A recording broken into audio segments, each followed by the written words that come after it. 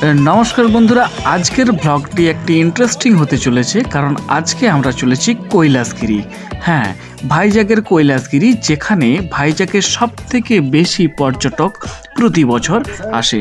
চলো শুরু করা যাক আমাদের আজকের নতুন এক্সপিডিশন কৈলাসগিরির দিকে। কৈলাসগিরি ভাইজ্যাগ শহর থেকে 11 কিলোমিটার দূরে অবস্থিত। এখানে যাওয়ার জন্য সব থেকে ভালো পদ্ধতি হলো কোনো 4 চাকা বুক করে নেওয়া। আমরা আছি এখন কৈলাসগিরি মন্দিরের ঠিক সামনেই। কৈলাসগিরি মন্দিরটি হলো ভগবান শিব এবং পার্বতীর একটি যুগল মূর্তি রয়েছে এখানে 12 মিটার লম্বা।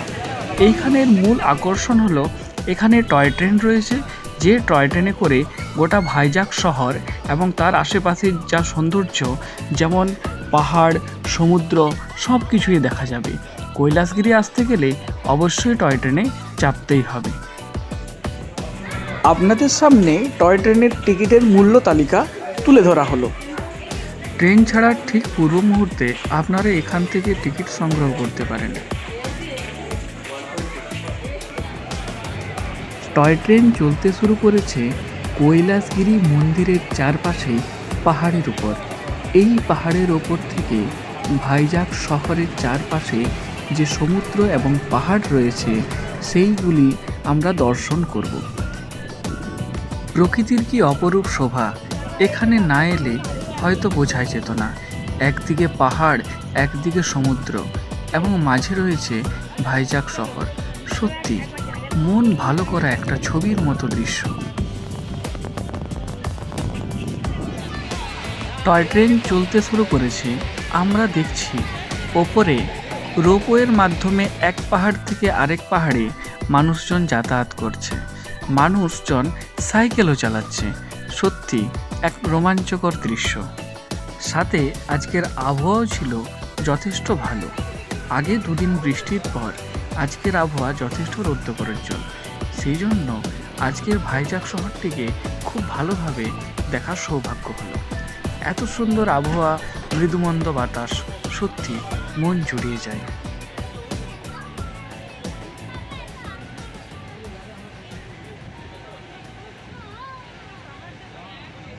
টয় ট্রেন গুটি গুটি পায়ে এগিয়ে চলেছে। পুরো যাত্রাপথটি মাত্র 2 কিলোমিটারের, কিন্তু সময় লাগবে প্রায় 20 থেকে 25 মিনিট।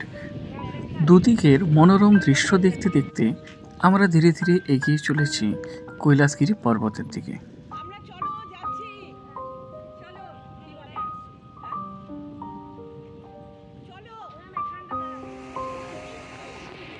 এটি হলো পাহাড় ও সমুদ্রের মাঝে অবস্থান করা ভাইজ্যাগ শহর। সত্যি ছবির মতো সুন্দর এই শহর, দেখলে চোখ জুড়িয়ে যায়।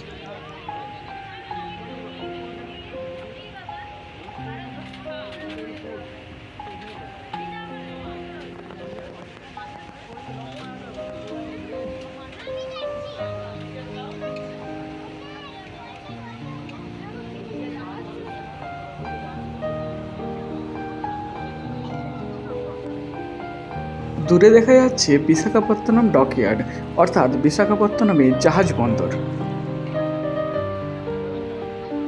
কৈলাসগিরিতে অন্যান্য আকর্ষণীয় দর্শনীয় স্থানগুলির মধ্যে রয়েছে Titanic view point, floral clock, Shanti Ashram, ropeway এবং রয়েছে অনেকগুলো ফুড কোর্ট, যেখানে আপনারা মনের মতো খাবার পেয়ে যাবেন।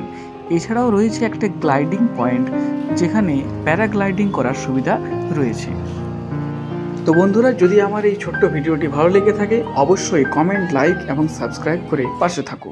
আজকের মতো এই পর্যন্তই, ভালো থাকবেন।